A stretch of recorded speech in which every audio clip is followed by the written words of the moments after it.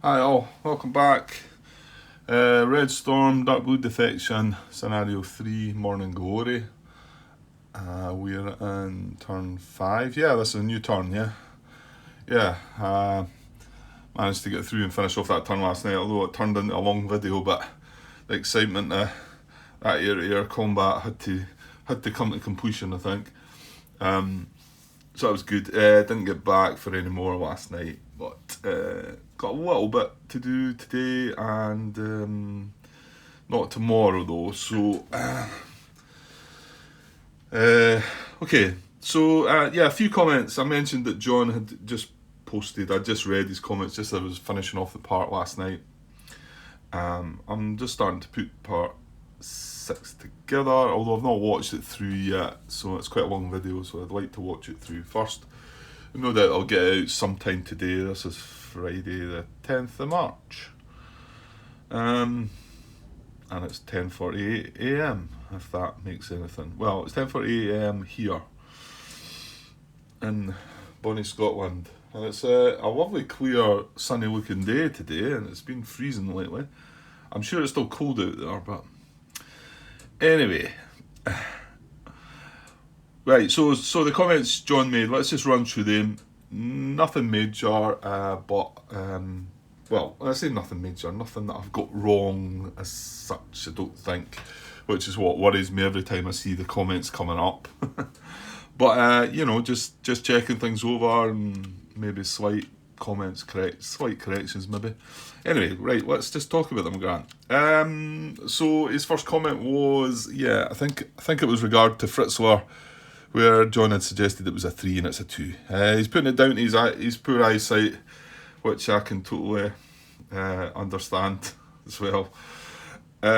He says, but as you say, it could still recover an A10 flight, because A10s have got a runway of 2.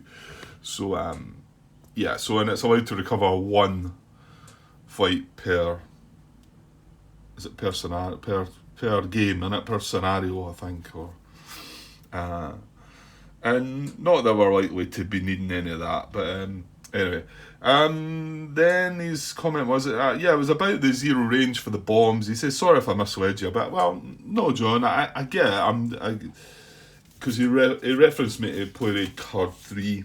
But he also says he says the fact that the default is range 0 is in the rules, 17.2 second paragraph. I believe you read this in the previous part when you were investigating ATCBUs. So let's just have a glance at 17.2. Bomb runs. It says paragraph 2, second paragraph. The attack usually takes place within the target's hex. Yeah, I did read that. I read that there, and then it says, but some ordnance types permit attacks from 1 or more hexes away. And if it doesn't say, the EOGM clearly states attacks from 1 or 2 hexes away. If it doesn't say that, then it takes place in the target's hex. So, and although it doesn't, like John's saying there, it maybe doesn't say the words 0 on Play Raid 3. Play Raid 3 is where you basically find it anyway. Okay, right. We know what we're doing with that now. Anyway, John. Hopefully, come the time. Okay, so here's regarding my hemispheres, and well, not so much that, about when you split down a hex side and who gets to choose and whatever. He says the target is always the thing being attacked or detected or jammed. Right, okay, and I get all this, and how he words this in the end is maybe where it sinks in. He says 4.3 has a more complete and better explanation. Let me read 4.3. Not the first part. It's just talking about arcs and hemispheres. It's on page 7. An enemy flight or ground unit is within an arc if more than half the hex is contained in an arc zone. If an enemy flight or ground unit is on a boundary that splits the hex in half, the attacking, detecting, or jamming flight or ground unit, i.e. a flight detecting an enemy flight with a radar, a flight attacking in air-to-air combat, a flight attacking a ground unit attacking a flight, or a flight conducting jamming, chooses which arc the enemy flight or ground unit falls into for the purposes of that attack, detection, attempt, jamming. So it's all about who's doing the attacking, and that's who gets this to decide. Now I still jump in there and sort of say, well, wait a minute here. It's not. We are the attacking flight. I get that, but we're trying to get in its front arc, right? So John gives me a better way of looking at it. He says, in this case, you were trying to figure the target's aspect to your flight when determining BVR distance. So he's the target, and we're trying to figure his aspect to us. So he's still the target, and we're the non-target flight. So that the way he words it there. And you know what? Even if I do want to argue the case, yeah, but it's him that's doing the look-in. Then John's stated it there, and he's adamant that that's how it is. And I always thought that that's how it should be, and it's just a Grant thing. It's up in my head saying something different. But the way he's got it worded there makes more sense to me. So now we can hopefully go forward. And like I've replied to you in my comment, my reply there, John, just ignore part. Well, this is part 7, so I go on about it again in part 6, I think. But I've left a comment there saying just ignore it. I accept the fact that it's just a Grantos thing, and we'll just move on. Talking about the fact that the bot flights are within 7 of an undetected flight, I think next. This is at the 32-minute 50-second mark. That is correct. The bot pretends it doesn't know the flight is there, and in any case it cannot attack an undetected flight.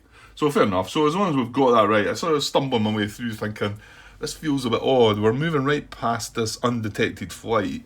Whereas, as a human player, you would know it was there and might adjust slightly. But again, we've got to allow the bot, it's an AI system. You know, if you want to look at it that way, Grant, just play the game two-handed. And you don't like doing that. So, anyway, right.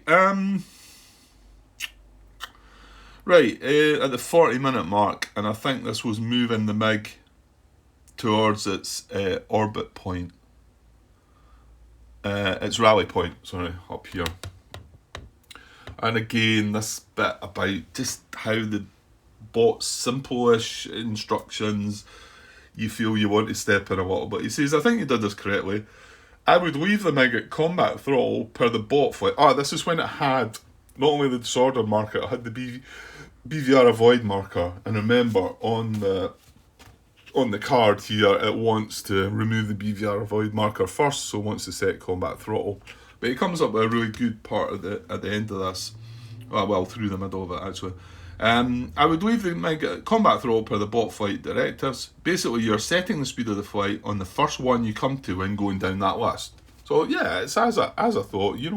I can't set combat throttle here, and then once we get down to disordered, I can't change it at all. So we set the one, and it does say up there in order, so that's how we do it. So I've done it right. But he does come up with a good way of looking at it here. He says, or to put it another way, every quotes dash throttle in the primary actions should have the quotes unless already set at combat. So like it's saying what he's saying there is, see when that says dash throttle, there should be something maybe in brackets just saying unless combat throttle's already been set. To kind of like make you think, well, do I want to set this or do I want to set that? But I suppose, the fact that we're going in order, that's just me, that's what you do. Once you've set combat throttle, you can't change it to dash throttle, but that's a better way of looking at it. Maybe if they had that in there, it would feel better. It would feel like you were doing it, because I did still want to come down there and say, I could set dash throttle and kill 2 birds with 1 stone, really. Yeah, I'm still removing my BVR avoid, and I'm getting the speed that I need to reach the rally point, the orbit point, the rally point. And remember, if you remember, in the header of part 5, yeah, this is part 5, I actually asked the question. I said, shouldn't I set dash throttle, remove that BVR avoid, and been able to reach that rally point? And then I realised in part 6, and I talk about it there, where I say there's no point in me doing that, because reaching the rally point on turn 5, in part 5, which I think was turn 4, would not have allowed me to roll the dice for the disorder removal because he had only just received the disorder that turn. So, but I still felt if that wasn't the case, you know, would I override it and set dash? And maybe not. You know, maybe I'm going to have to try and be strict. Although John does say, a wee bit further on, we'll get to it. He says, so you'd set your speed to 5, spend 1 movement point to remove the BVR avoid marker, and then spend 4 movement points trying to get to the nearest rally point, orbit point, friendly your field. Okay.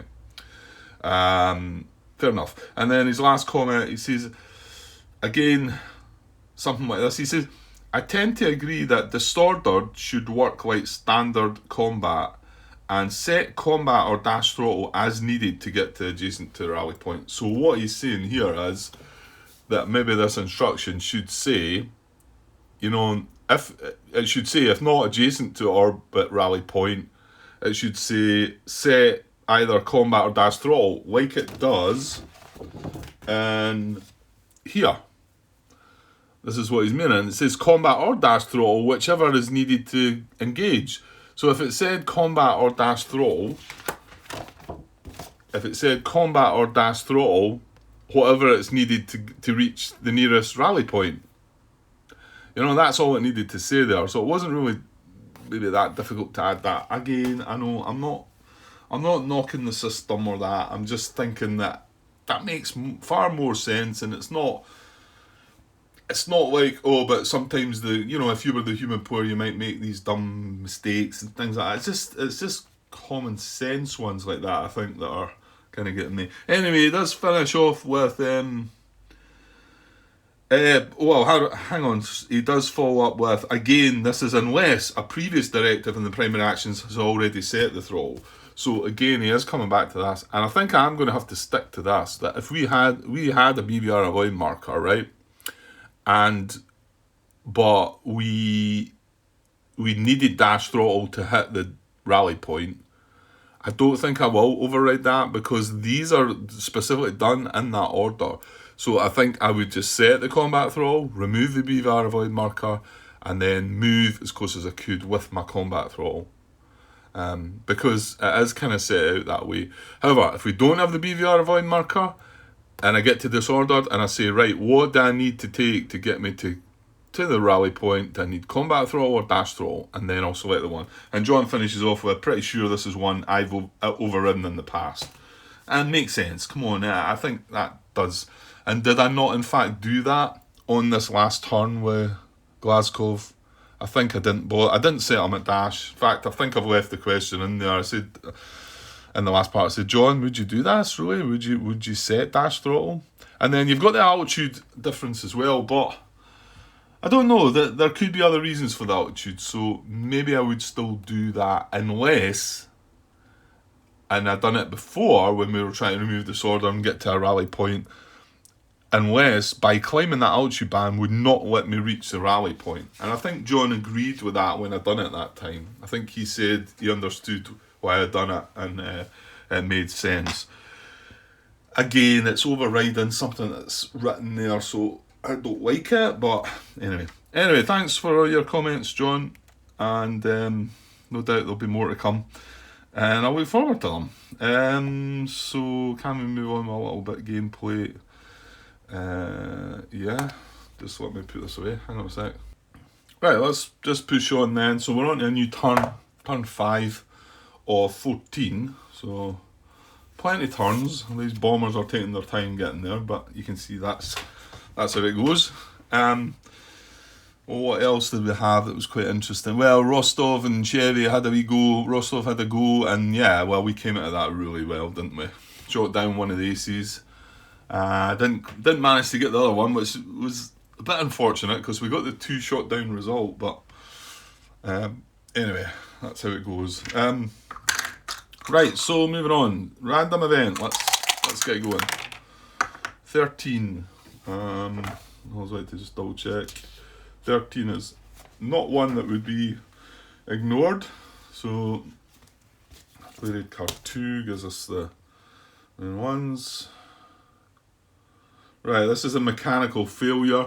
Roll 1d10 again, 1 to 5 Warsaw Pact, 6 to 10 NATO. For the selected side, if there is a damaged aircraft, that aircraft becomes crippled. There's a crippled aircraft that crashes. That could be quite nasty, yeah? Applies to only one aircraft. Posing flight may select if multiple choices. Roll for bailout normally, but there is no morale check on the flight. Well, this isn't going to apply. Again, although we've just had an air-to-air combat, both of us came out of it with just... well, Rostov lost... He lost an aggression point. We did not. And we both just come out of it when the manoeuvre markers on us and our undetected state, which I'll need to remember as well. So there's no damaged or crippled aircraft, so we can ignore that, I believe. Yeah, so jamming phase is none. Detection phase, okay, let's do some detection. Well, actually, just stay where you are, Grant. We might as well do Chevy while we're there. Now, there's no flights at all at deck. No, we've got a high and 2 mediums and 3 lows. Right, so nothing at deck, so no modifiers to this. Okay, so Warsaw Pact rolling to check our flights. Chevy is no modifiers, so they need a 12. So kind of hoping this one doesn't come off. I'm afraid so though. 15, so Chevy is detected. Well, let's hope Rostov is as well. And then our 2 bombers down here. Again, no modifiers, so again a 12 for Cylon. Rolled a 9, so he's okay. And Lizard rolled a 10, so he's okay. So we've been lucky with the bombers staying hidden. Not that they're really going to be bothering about them, but it's still a better state to be in. And then Lion is still detected anyway. So, and then the Warsaw Pact flight, we've just got the one, just got Rostov, because Glasgow is detected. So Rostov, and no modifiers, but we, remember, still have our comms failure, so we're rolling on the E column, so we need a 14. Kind of want this one. Wait a minute, right, 14, come on. 6, 8. Nah. Right, so we don't detect Rostov. And Chevy's not facing the right direction. Great. That was well, hang on, we scattered. Well, we scattered, but we were facing this way, weren't we? Lion's there. Does he have a radar? No, he doesn't. And not our bombers. It's only the F4 that has a radar. I'm pretty sure it needs to be in the front arc. I don't think you need to be looking at that, Grant. But you know what, I will, no doubt. 10.22 for radar searches.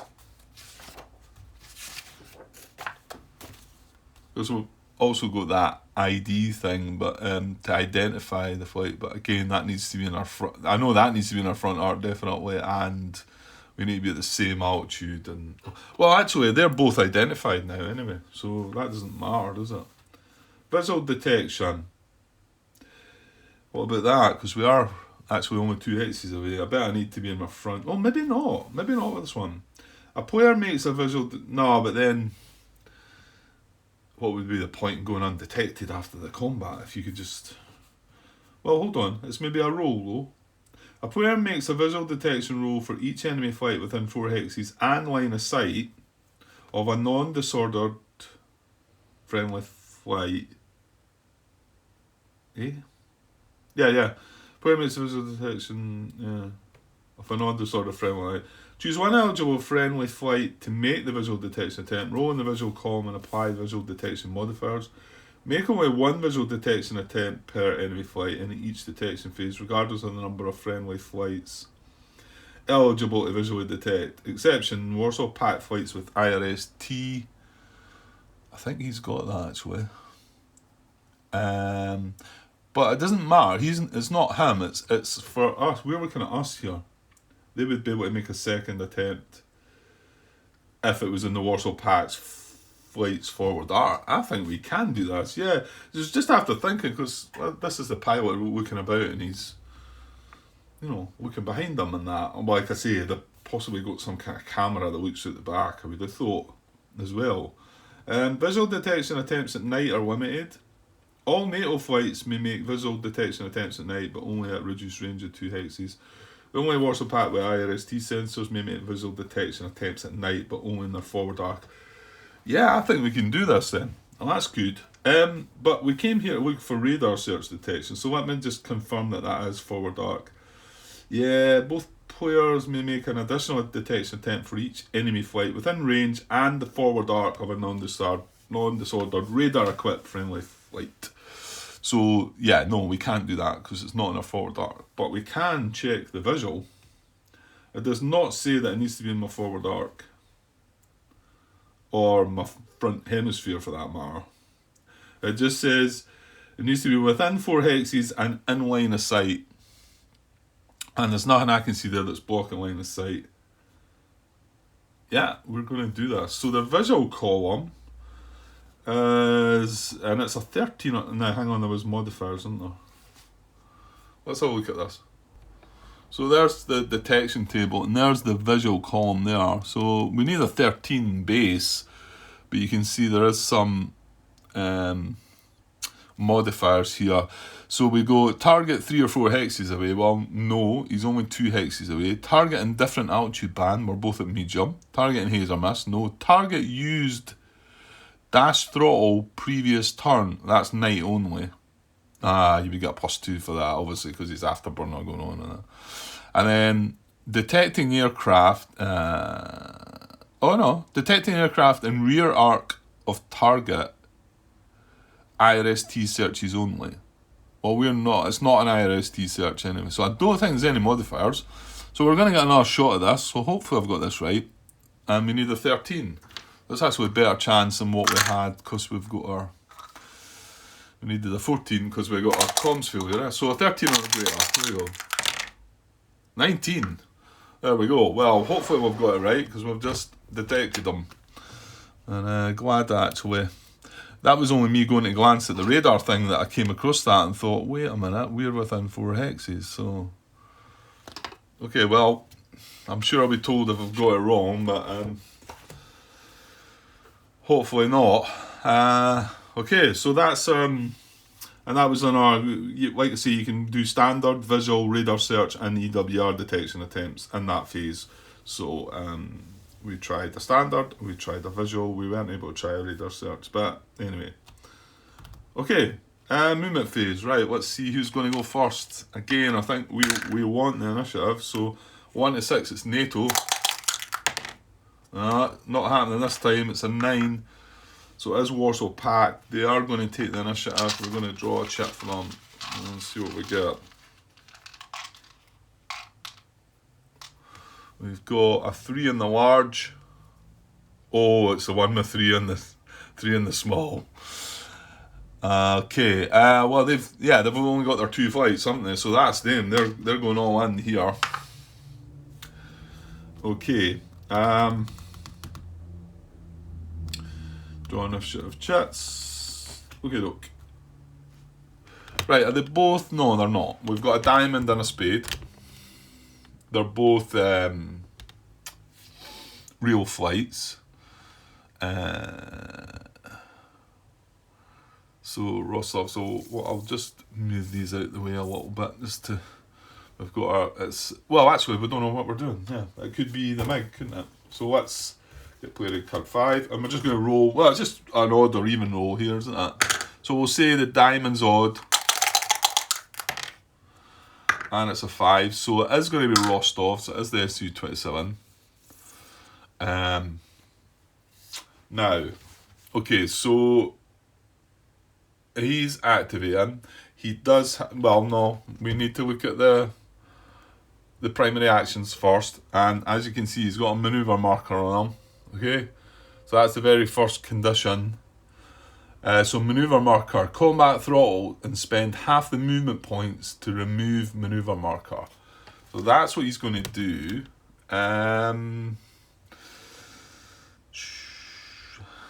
So 5, does it round down or round up? I don't know. I'll need to look that up. Manoeuvre marker, that's back a bit, isn't it? Right. There it's there. Page 10, 6.35, manoeuvre markers. Flight begins its movement with a manoeuvre marker must expend half its movement points rounded up to remove the marker before it expends any other movement points. Right, I hate when it does this. I always get confused by this. So it must spend half of its movement points rounded up, right? So it's got 5, half of that's 2.5, so it must spend 3. Is that right? That's how I'm reading that, and I've got confused with this in the past, because you think rounded up, you think, okay, it's 2.5, so I've got 3 movement, I round it up to 3, so that's what I've got, 3 movement. But that's what it's spending. It must spend half of its movement points rounded up.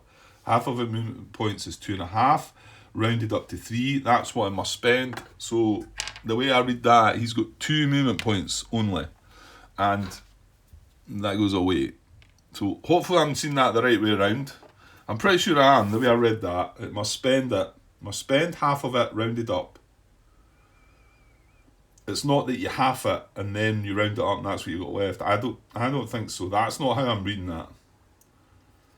But I think in the past I may have sort of set that at a 3 and thought that was how it was. Hopefully that's right.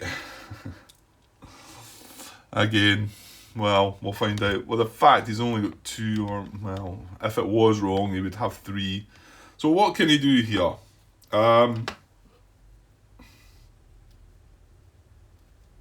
Well, it's got a detected flight within 7. So it's going to try and engage in BVR or standard air-to-air. And to be honest, he might be able to do this. Well, he will be able to do it. In fact, he'll be able to engage in either, I think. Well, I suppose we need to roll the dice between the two again. And this is strange. I was thinking about this, the fact that me as a player, and okay, the little experience I've got at the game, feels like BVR combat's a safer place to be and go, and you've no risk of disorder and whatever, which seems really brutal. Although we just came through an air-to-air combat and none of the flights were disordered, so there you go, it can happen like that. But you need to roll quite high, I think, so... Anyway, yeah, would I override any of these rolls? I don't think so. I think, if the 2 were possible, and if it was me sitting there, I'd be saying, right, I want to do BVR. But if the ball rolled to engage, in fact, it did that last time, didn't it? It could have done BVR, but it was able to do air-to-air. Now, does it state in these that if one's not possible, do the other? Because to attempt standard air-to-air combat, no, it doesn't, does it? It just moves close as possible. So you could have a situation where it could do BVR combat, but you roll and it ends up wanting to do standard air-to-air and it can't quite reach. You would feel like you want to step in there, but that feels like a big step in, doesn't it? And you shouldn't be doing that. So yeah, maybe just leave that one, let that one go, I think. Well, let's roll. So we need a 6 or less. It'll go for BVR. A 7 or greater at standard air-to-air. There's a 2, so it is going to be the BVR. So let's have a look at that. So it's the top part there. So it's attempting BVR combat.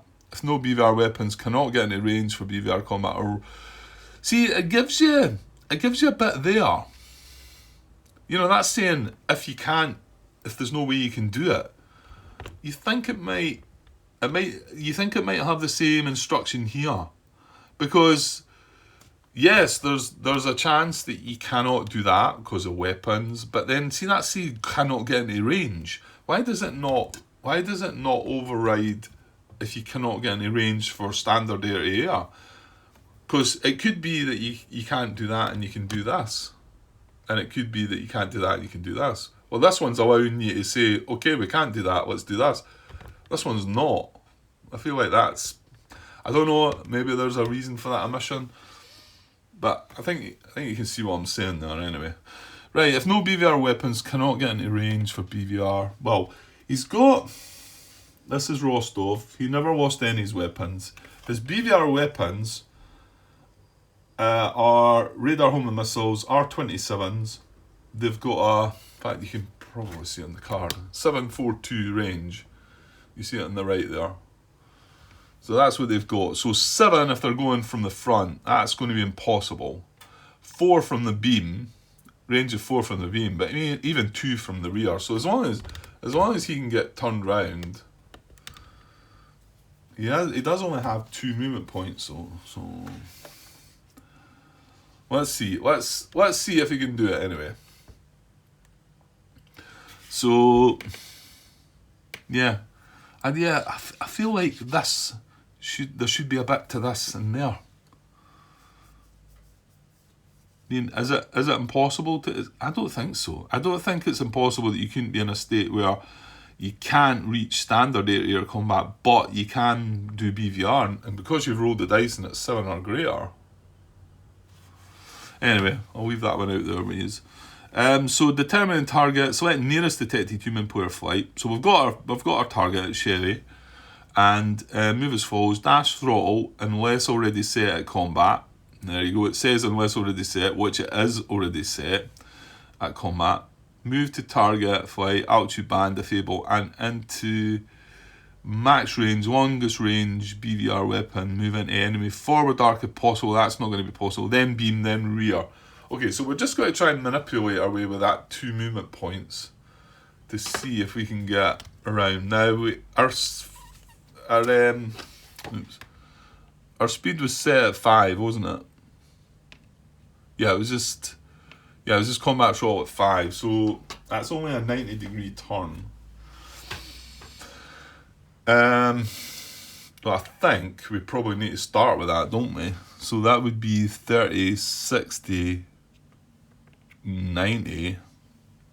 I think we can just about do this, can't we? So that's 1 movement point left. And then, oh no, can we?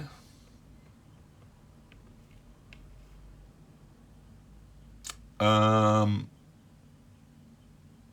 don't know. Is that us? No, I wouldn't remember. Well, I turned 90 degrees, so I should be able to fix that. I should be able to rewind that. That's not any good, is it?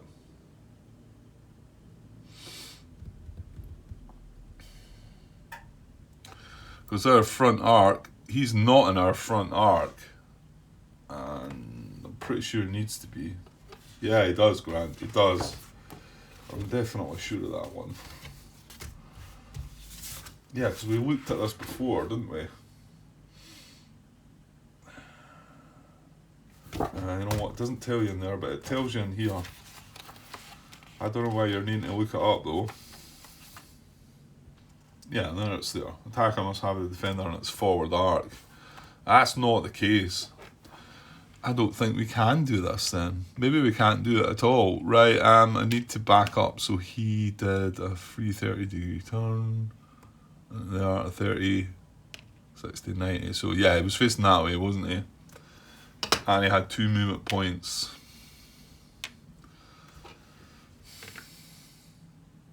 I don't think it's possible then, is it?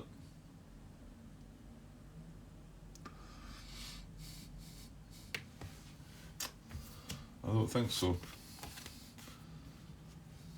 I think that's the best attempt I could have made. I mean, if I move forward 1 hex, that doesn't help me either, does it? No, I needed 1 more movement point, I think.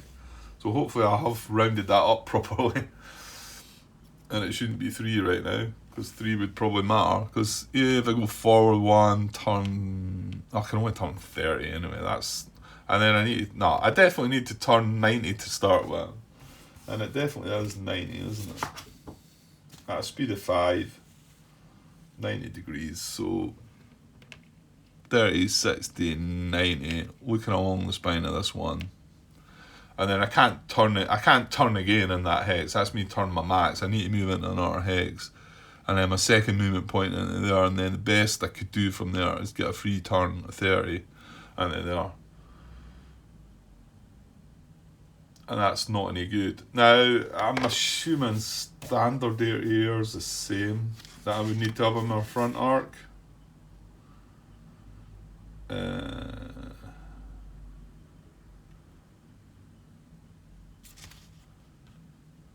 If in different hexes, the attacker must have the defender in its forward arc. Yeah. Okay, so I don't think we can do this. Just with that limited 2 movement points, so...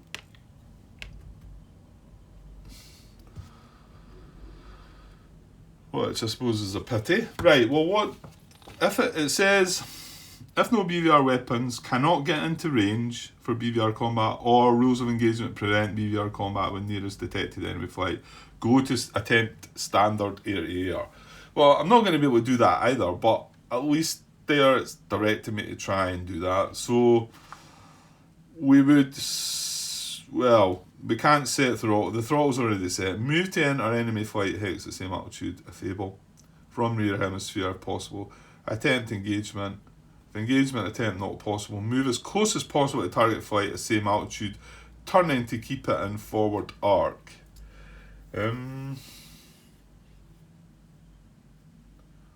Yeah, I think that's all we can do. So, does that look like a good outcome? That? Or should I mean, it does say turn it and keep it in forward arc, but I don't think I can really achieve anything better. If I go... Hang on. Just going to put that underneath, just so... if I go there, 30-degree turn, that's not... Even if I go there and then do a 90-degree turn 36, that's not doing anything either, is it? None of that's doing anything, really. I need to turn, and if I turn that way, then I'm facing down there. That's kind of pointless. I think the best result I can get is that, really. I don't know. Probably... I'm not so sure if this is that important or not. Well, it might be, because, what Chevy does next... Chevy's only going to have 2 movement points as well. So... is that going to allow him to turn? You know what? It might. So that's now making me feel like maybe... Chevy can go 30, 60, 90, and I think have him in his front arc, and then BVR him. So that's a dilemma. Because it feels like I'm kind of setting the flight up. But move to enter enemy flight hex at same altitude if able. Well, he's got the altitude, we're at medium. From the rear hemisphere if possible. Right, well. Attempt engagement. If engagement attempt not possible, move as close as possible to target flight at same altitude, turning to keep it in forward arc. I actually think that's the best I can do. I can't get it in my forward arc. All I needed was one more movement point. Or... hold on a minute. No, I can't. No. I'm thinking if I've got 4 speed... but this is a question I was asking, wasn't it? There's a question I asked last part. It says 5 speed there. Now, we know that 5 speed has a maximum turn of 90 degrees. However, if we were at speed 4, we would get 120 degree turn. So my question, that's the question I was trying to ask last part. Whether it'll get picked up in the last part and get, maybe John will answer it.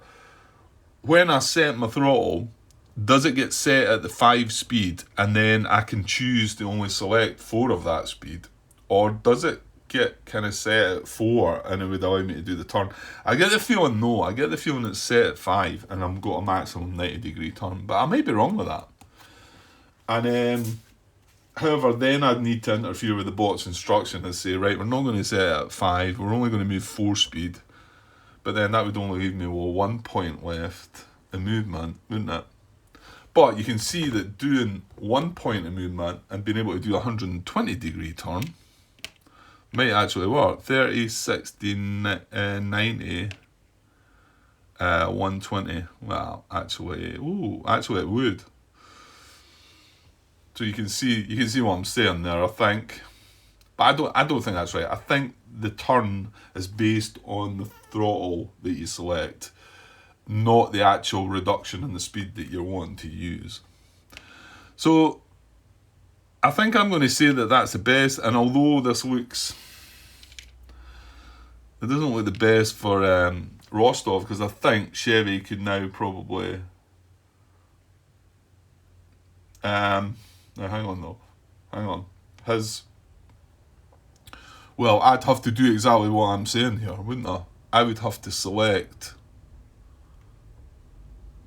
Oh no, I've only got to stop. You're at medium altitude, Grant. You made a mess of this. Just as well I noticed that. Well, you know what? That could change things right up then. We're not getting a speed of 5, we're getting a speed of 4. So I think what I've just... No, right, let's get this guy back. He was in there facing that way, wasn't he? Yeah, I'm making a mess of this. So when we set combat throttle, he's still got the maneuver marker on him. Our combat throttle on medium altitude is 4. So we've got 4 movement points. Oh, it's half you lose. Well, half of 4 is just the same. That's even better for him. And he's at a speed of 4. So he spent half his movement point, he's removed his manoeuvre marker. We've rolled, he's wanted to do BVR, he's got 2 movement points, but he's at 4 speed now. Which, this is what it should have been. You must have been screaming there, John, saying, no, it's not 5, it's 4. So I've got 120 degree max turn. Yeah, I should be able to get right in. I'm doing BVR. So 30, 60, 90, 120. And that's my first movement point of the 2 that I had left anyway. Oops, not 7, 1. And then now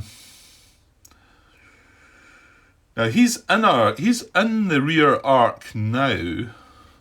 No, sorry, he's in our front arc. But can we not get... We're in his rear beam, aren't we? If we go in there and turn, and we're not then in his rear arc. Well, you know what I'm like for things like that. So...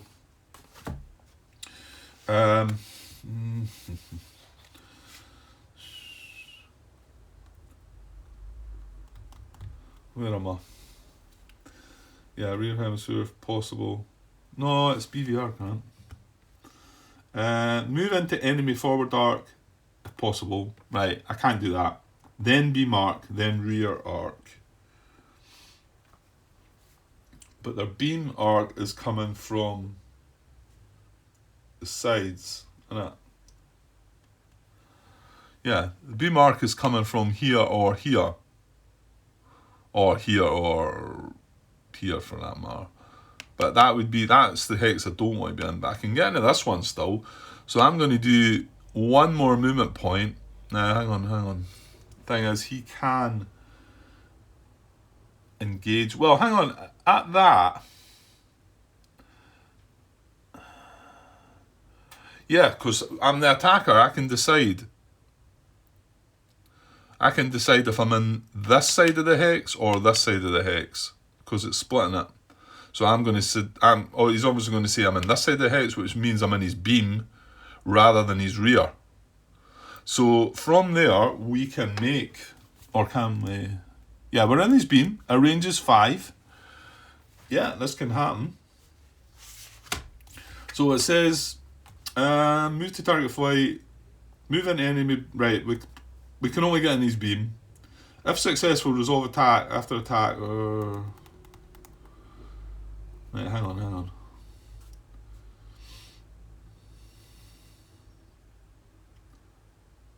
Yeah, move to target flight altitude band disable and into max range, longest range BVR weapon. Yeah, that's the best I can get. And from there, we're at that range, because if he doesn't succeed at engagement, it says,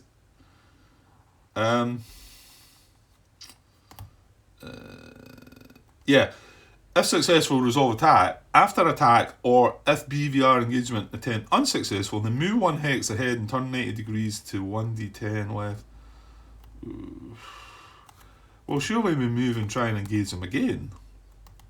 It's telling me to move 1 hex ahead and turn 90 degrees to 1d10 left, odd or right even. If movement points still remaining, move straight ahead. I mean, I think if we fail to engage, we move a hex and not roll that dice and try and do it again, no? So we've got 1 movement point left, and we're going to attempt engagement then. Right. Let's do this. So, how do I do this again? BVR. Only attacker rolls. So, for engagement, again, still putting charts down when I said I wasn't going to do it. Right, it's an engagement attempt, so it's on the BVR, so it's a 9 base. We only use these first 2. We've got aggression value. Well, they lost 1, didn't they? Oh no. Yeah, Rostov lost 1, so he's at +2, and targeting different altitude band. No, we're both in the same altitude band. So he's got to hit a 9, but he's got a +2. So, yeah, he's rolled 14. But I mean, curious to know there what the instruction is if we didn't successfully engage was to kind of roll dice and kind of move and forget about it. You know, if it was yourself, you would move into this hex, turn and try it again, I would think. I feel like I'm coming across an awful lot of these where I'm like wanting to step in and do something about it. And again, for you guys that play this that way and have no issues, probably play 2-player war games without having any issues and just take control of one side, take control of the other. And that's just something I just totally struggle with. And that's why I'm maybe struggling with some of these simple sort of rules that I keep saying. Anyway, okay, so engagement successful. So, yeah, I've got that one here. So, manoeuvre. Attacker only rolls the manoeuvre table. That's on the other side, isn't it? Or is it? It is indeed. It's on there. So they're rolling on this manoeuvre table. There's the BVR modifiers. So, and their number of aircraft here, well, they only have 1. So doctrine doesn't apply to SU-27 anyway. So we only have 1, and this is the BVR column. So what we got, modifiers, sorry, I know that's a strange angle, but it just makes it easier for me. Altitude band difference, there's none. Defender at low, no. Defender at deck, no. Defender at very high, no. Defender attacked from rear arc, no. Because we can decide what arc we're in, we're going to say the beam. So defender attack from beam, that's a -1 he's getting. Defender attack from forward, no. So he's getting a -1, but he's adding his aggression value +2. So he gets a +1 on this roll. And this will give the result of the number of shots. So a +1 on the 1 column with the BVR dice roll. Oh, it's good. 17. Oh dear. +1 is 18. So greater than or equal to 17. Well, with 1 flight, it's got a 2. I mean, we could have a lot of results there that wouldn't have done anything. So he's got a 2. So he's got 2 shot opportunities. Okay. And just hopping down to here, shot resolution.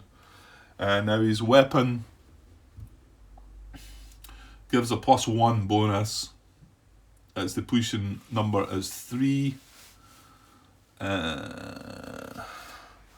So his combat value selected weapon gives a +1, and then that doesn't apply to BVR, remember. So he's got a +1 on this. He's got 1 shot.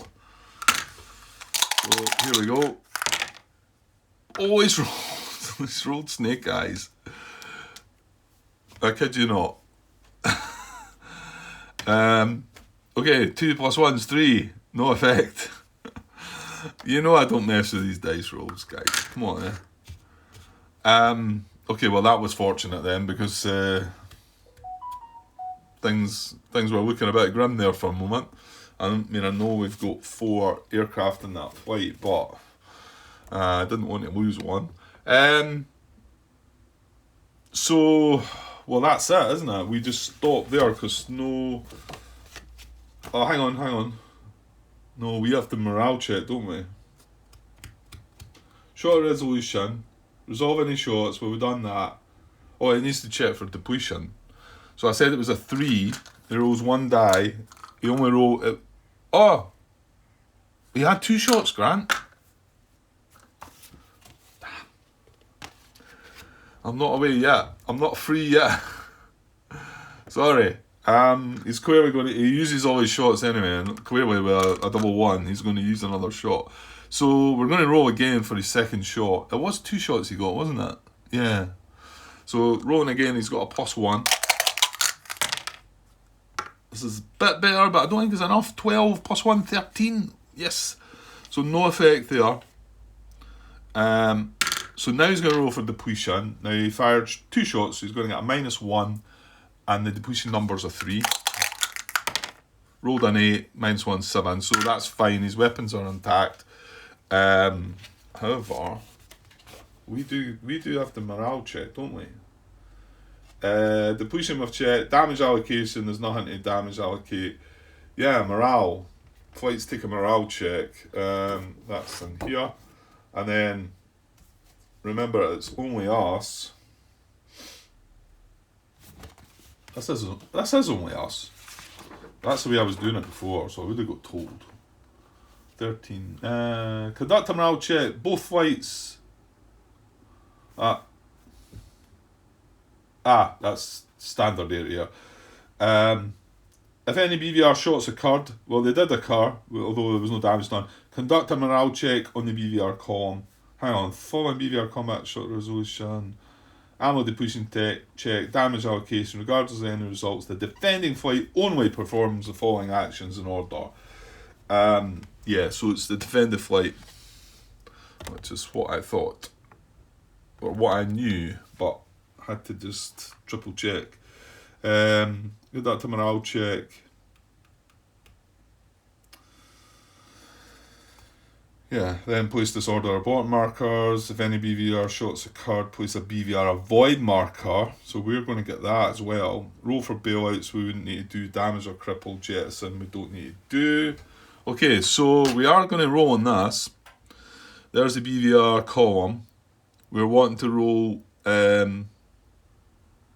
high this time. Yeah, we're wanting to roll high. So our aggression value is still +2, I think. Yeah.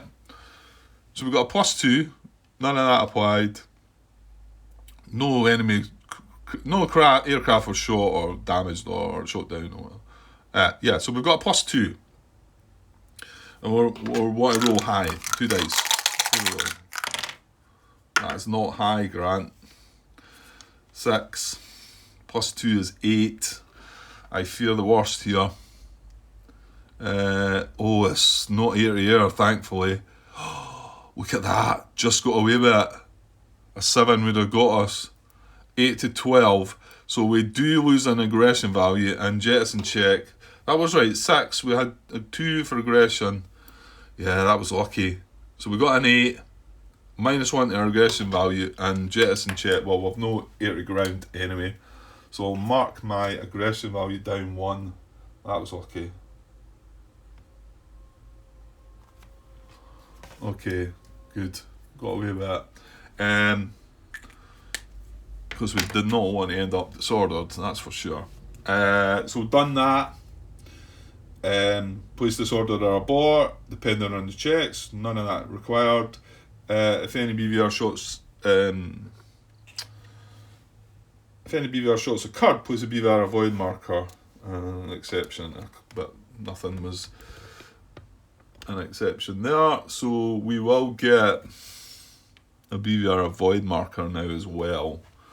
So that means that's going to slaughter a movement, isn't it?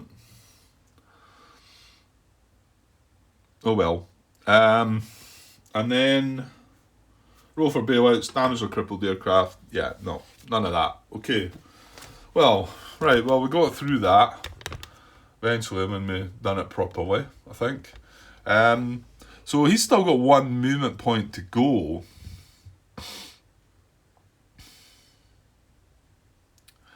Well, what does it say? This is the bit that it was kind of saying about rolling dice and whatever. It says, no, it's BVR grant. If successful, resolve attack. After attack, or if BVR engagement attempt unsuccessful, then move one hex. Now, I think I would, again, yeah, I've asked that to you, John, would you not, if you failed the engagement and you had more movement points, would you not move to try and engage again? Or would you strictly go by then move one hex ahead and turn 90 degrees to 1d10 left, odd, or right even? If movement points still remaining, move straight ahead. Well, you know what, we've had our engagement anyway, so we're going to follow that. So move one hex ahead and turn 90 degrees. Well, I'm not going to be able to turn 90, am I? Our speed was 40. So, right, I'm lost. Where are we? Where did curve 1? Our speed was 4, so I can only turn 60. So should I turn up to the 60?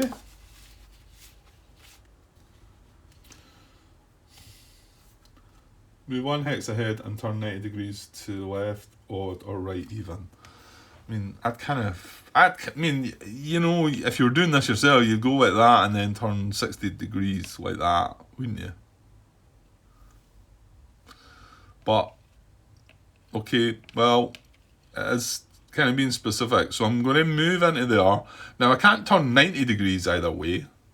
That's going to be my last movement point. However, I could do a free turn of 60. So I'll do that, I suppose. So I'm going to roll, odd's going to be left and right's going to be even.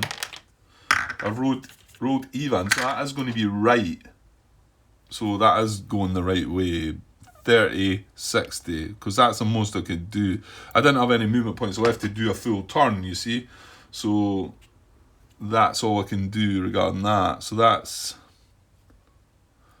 He's got a max turn on him. He's still got medium altitude. But he's kind of facing the way I would want to turn him, but it does kind of sort of... Would you have taken that roll and turned it the other way, John? If it came up, I guess we've got to. It's... Yeah, I suppose I would have turned it the other way, because I'm not sure if this is a great position for him to be in, or if it'd be better if he was turned the other way. It might be better, because Chevy's going to go next. So, yeah. So that's Rostov done his thing. So done pretty well, but we got lucky with some dice rolls, for sure. Yeah. Okay. Right. Well, I managed to grind that away to almost an hour. So, and I do need to do some other things. I'll be able to settle down a bit later on and get another wee shot, hopefully, but I better get some chores done. And, yeah, still good. Yeah, I'm still enjoying this. It's really good. I suppose just that little bit frustration about seeing the bot and wondering and wanting to do different things, which isn't just in my nature to do, but I still feel the urge to want to do it, which is kind of strange, but anyway. Right, okay, I'll get away for now, and I'll be back later with some more in part 8. Okay, cheers.